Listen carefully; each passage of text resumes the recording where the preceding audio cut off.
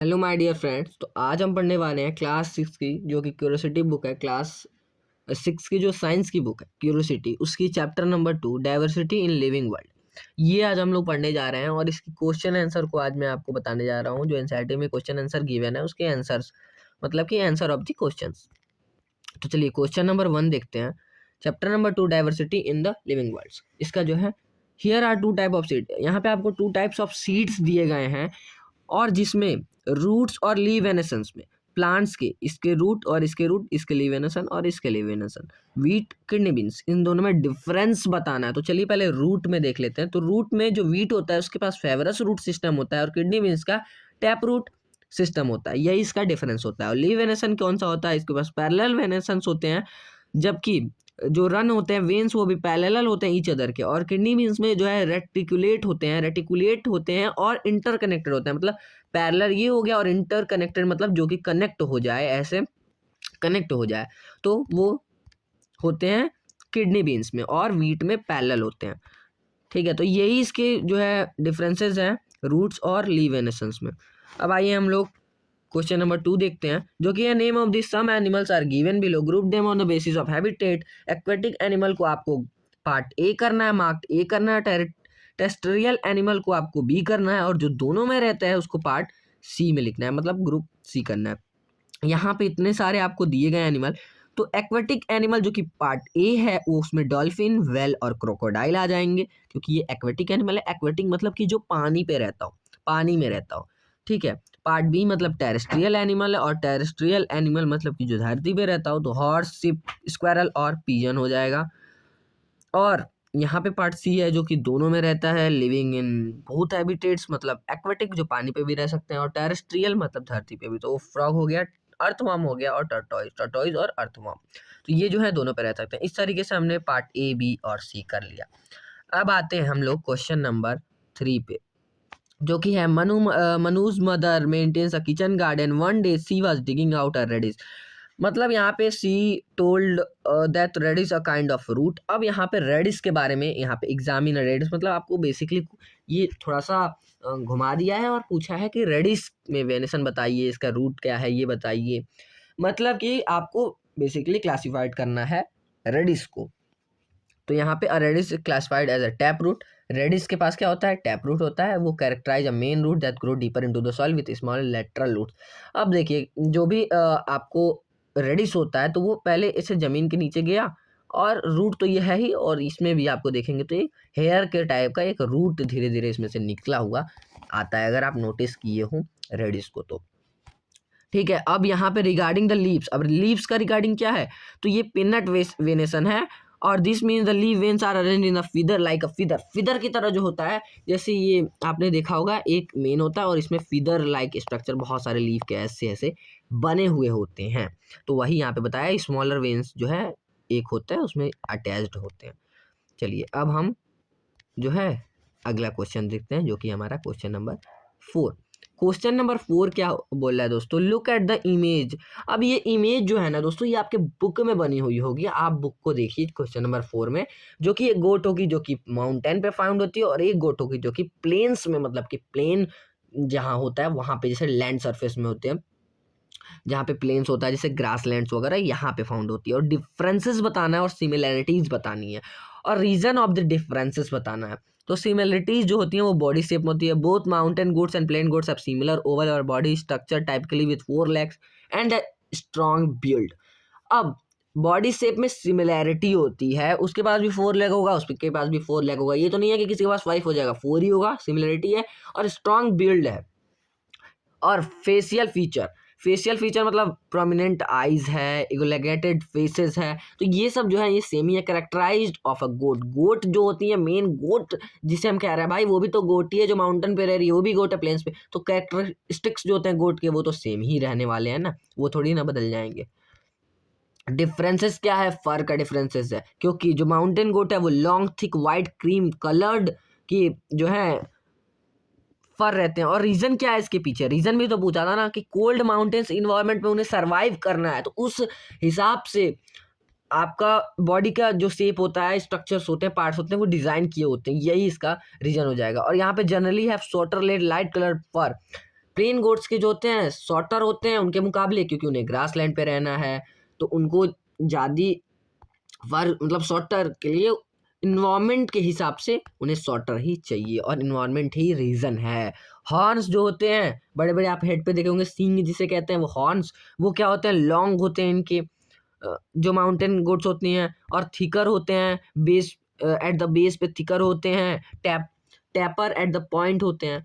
और प्लेन्स में वही देखे होंगे कि वो लॉन्ग नहीं शॉर्ट होते हैं, लेस कर्व्ड होते हैं, ठीक है। और यहाँ पे माउंटेन वाले पे कर्व होते हैं depending on the specific breed, और बहुत सारे ब्रीड के स्पेसिफिक थोड़े बहुत होते हैं, ठीक है। तो ये डिफरेंसेस हो गए, सिमिलरिटीज हो गए। अब क्वेश्चन नंबर 5 क्या है, ग्रुप द फॉलोइंग। अब फिर से अभी हमने पढ़ा था ग्रुप करना था पार्ट में, इसे ग्रुप करना है to based on any features, मतलब कि जो एक दूसरे से अलग हो। दो ग्रुप में आपको करना है, ग्रुप ए एंड बी, जो कि आपने चैप्टर में पढ़ रखा है। तो देखते हैं, दो ग्रुप में हम करेंगे, एक कर देंगे हम मैमल्स के और एक नॉन मैमल्स।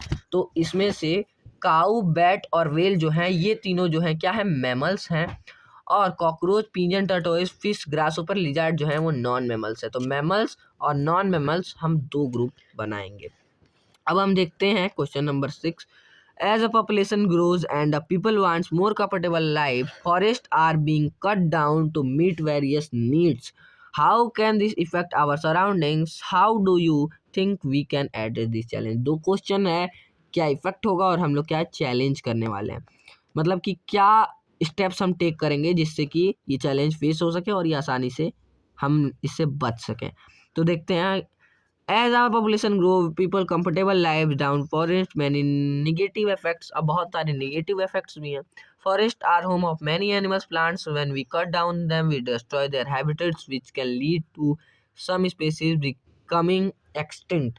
अब बहुत सारे जो जानवरों का घर होता है फॉरेस्ट, उसके हैबिटेट होता है, अगर हम उसे काटते हैं तो कोई स्पेसीज ही गायब हो जाने के, एक्सटिंक्ट हो जाने के खतरा रहता है, और हम उनका हैबिटेट तो डिस्ट्रॉय करते ही हैं। और जो ट्रीज़ होते हैं वो हमें क्लीन एयर, जो कि ऑक्सीजन है, वो प्रोवाइड कराते हैं। जो हम कार्बन डाइऑक्साइड अपने बॉडी से एक्सेल करते हैं, उन्हें वो इनटेक करते हैं और ऑक्सीजन हमें प्रोवाइड कराते हैं। तो हमें ब्रीथ प्रॉब्लम नहीं होता है, और पॉल्यूशन जो है इंक्रीज हो जाएगा अगर टी नहीं रहेंगे तो। Forest help to prevent soil erosions, when trees are removed rain can wash away the soil which can lead to landslide and affecting farming पे भी इफेक्ट पड़ेगा। और फॉरेस्ट जो होते हैं, ट्रीज जो होते हैं, वो वाटर लेवल को भी जो है जो ग्राउंड लेवल का वाटर है उसे भी होल्ड करके रखते हैं, जिससे फ्लड वगैरह का खर्चा नहीं आता, और रेन मतलब वाटर सिस्टम में भी बहुत बड़ा इफेक्ट पड़ेगा। सॉइल इरोजन तो होगा ही होगा। हम एड्रेस कैसे कर सकते हैं, मतलब इसे कैसे बचा जाए, तो बचा कैसे जाएगा, रिसाइकलिंग करिए आप, मतलब पेपर जो होते हैं, वुड होते हैं, प्रोडक्ट्स को रिसाइकल करिए जिससे कि काटा ना जाए ट्री, और उसको रिसाइकल करके दोबारा यूज कर लिया जाए। प्लांटिंग ट्रीज, बहुत सारे ट्री को प्लांट करिए, जैसे काटा जा रहा है तो ट्री को प्लांट करिए, बहुत सारे प्रोग्राम है उनमें आप हिस्सा लीजिए, उसको ज्वाइन करिए, और बहुत सारे मतलब ट्रीज को प्लांट करिए, लोगों को भी जागरूक कीजिए कि हाँ आप प्लांट्स को ट्री को प्लांट करें। सस्टेनेबल प्रैक्टिसेस, जो सस्टेनेबल गोल्स होते हैं उसके प्रैक्टिसेस उसको फॉलो करिए, और बहुत सारे कंपनी होते हैं उनको आप सपोर्ट करिए, मतलब कि ट्री को आप बहुत जैसे, और देखिए कि जहाँ ट्री काटा जा रहा है, मतलब जो कि मीन्स होते हैं टेक केयर, जो मतलब कि जो कंपनीज टेक केयर करते हैं कि एक ही बार में बहुत ज़्यादा पेड़ ना काट दिया जाए, उसको आप सपोर्ट करिए, ये कहने का मतलब है, ठीक है। अब हम 7th क्वेश्चन देखते हैं, एनालाइज द फ्लो चार्ट। तो फ्रेंड्स जो फ्लो चार्ट है वो तो आपके बुक में दिया गया है, उसे मैं यहाँ पे दिखा नहीं सकता, तो फ्लो चार्ट को भी आप देख लें।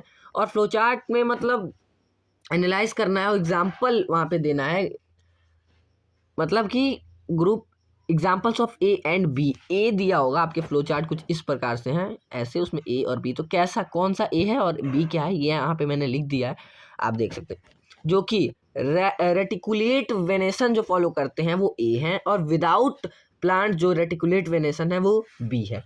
अब क्या है, mango, rose, oak tree, coriander reticulate venation है, maize, grass, palm tree, coconut tree ये विदाउट रेटिकुलेट वेनेशन वाले हैं।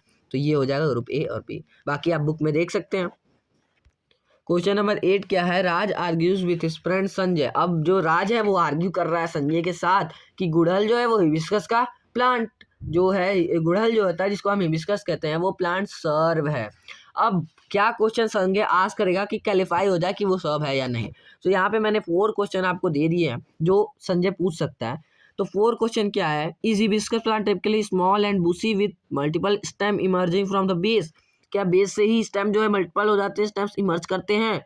Can hibiscus grow into small tree in some condition, क्या स्मॉल ट्री वो कुछ कंडीशन में सच एज ट्रॉपिकल क्लाइमेट, मतलब कोई भी क्लाइमेट क्या कुछ जो है उसमें वो ट्री बन सकता है। Can hibiscus usually considered a shrub in a botanical conditions, मतलब does the hibiscus plant have a single woody stem और does it have multiple stems from the base, क्या वो सिंगल वुडी स्टेम या फिर बहुत सारे स्टेम्स होते हैं बेस से ही। तो ये 4 क्वेश्चन संजय पूछ सकता है जिससे कि क्लैरिफाई हो जाएगा कि जो गुड़हल का जो कि हिबिस्कस होता है वो सब है या फिर नहीं। 9th क्वेश्चन देखते हैं, based on the information in the table find out the plants for each group. यहाँ पे टेबल दिया गया था, मैंने इस टेबल को बना लिया है। Group A B, type of seed जो है वो डिकॉट है, टैप रूट। तो कौन से ऐसे ट्रीज हैं जिसमें जो टाइप ऑफ सीड्स है वो डिकॉट हो और टाइप ऑफ रूट है वो जो टैप रूट हो, और जो कि type of seed group B में है वो मोनोकॉट हो और फाइब्रस हो। तो यहाँ पे आपको बुक में दिया गया था जहाँ पे आपको एग्जाम्पल के तौर पे लिखना था। तो चलिए इसको भी मैं देख लेता हूँ। देखिए ग्रुप ए जो है देख लेते हैं हम, सारे मैंने सब। तो ग्रुप ए जो होता है वो पी है और कैरेट है, जो कि डिकॉट और टैप रूट को फॉलो करते हैं, मतलब उसमें होते हैं पी में और कैरेट में। ग्रुप बी मोनोकॉट और फीब्रस रूट है जो वो राइस और ओनियन है, 2 प्लांट। ठीक है, अब इसी में पार्ट करके भी कुछ दिया गया है क्वेश्चन, तो इसको भी हम देख लेते हैं, जो कि है ग्रुप ए में क्या सिमिलरिटीज हैं और सिमिलरिटीज, जैसे टैप रूट होगा, डिकॉट तो होगा, उसके बाद कौन सी सिमिलरिटी है। तो उसके लीव एंड सन में सिमिलरिटीज होगी, फ्लावर पार्ट्स में सिमिलरिटीज होगी, वेस्कुलर बंडल्स में सिमिलरिटीज होगी, प्रेजेंस ऑफ 2 कोटिलेडॉन्स में होगी, मतलब उसमें 2 कोटिलेडॉन्स होते हैं, इसमें 1 होते हैं। यहाँ ग्रुप बी में भी पूछा है तो इसमें 1 होते हैं, और सारी चीज़ें जो है leave and essence vascular bundles ये सब तो सेम ही है, मतलब कि इसमें भी सिमिलरिटीज होगी। अब यहाँ पे दोनों क्वेश्चन था। अब यहाँ पे हम 10th क्वेश्चन देखते हैं जो कि हमारा लास्ट क्वेश्चन है यहाँ पे एनसीईआरटी क्वेश्चन में, तो इसको भी हम देख लेते हैं।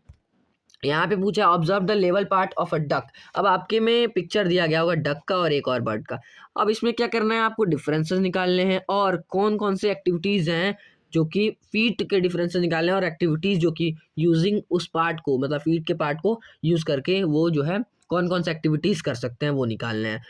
तो डक के पास कौन सा फीट होता है, डक के पास वेब्ड फीट होता है। डक के पास कौन सा वेब्ड फीट होता है, और वेब्ड फीट क्या होता है, connected thin membrane of skin, एक स्किन के थिन मेम्ब्रेन से वो कनेक्टेड होता है। This adaptation allow the duck to swim. अब कौन सी एक्टिविटीज परफॉर्म करते हैं, वो स्विम कर सकते हैं वाटर में।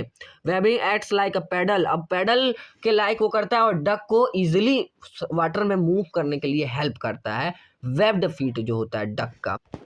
पर्चिंग फिट, पिजन में कौन सा होता है, एक आपका डक का बना था, एक पिजन का बना था। तो पर्चिंग फिट जो होता है वो क्या होता है, ठीक है, तो वो क्या होता है, ट्रीज पे जो, मतलब बेसिकली पिजन तो वाटर में तैरना नहीं है उसे, तो उसे तो ट्री पे रहना है, तो वो क्या करता है, ग्रास्पिंग इनटू द सरफेसेस में हेल्प करता है।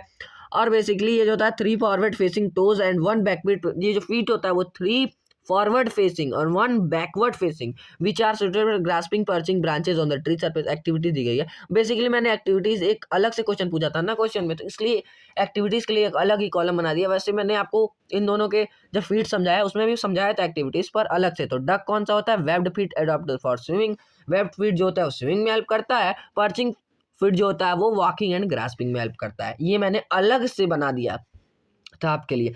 बाकी आपको क्वेश्चन अगर अच्छा लगा हो, मतलब कि क्वेश्चन आंसर की वीडियो, तो लाइक कर दीजिएगा। और अगर आपको इसकी पीडीएफ चाहिए, नोट्स चाहिए, क्वेश्चन आंसर की पीडीएफ चाहिए, तो आप मुझे टेलीग्राम पे मैसेज कर सकते हैं। मैंने ग्रुप की लिंक, टेलीग्राम ग्रुप की लिंक जो है डिस्क्रिप्शन में दे दिया है, आप जा करके वहाँ से देख सकते हैं और मुझे मैसेज कर सकते हैं, डिस्कस कर सकते हैं, ग्रुप में मेरे साथ मैसेज कर सकते हैं, जिसमें मैं आपको पीडीएफ प्रोवाइड करा सकता हूँ।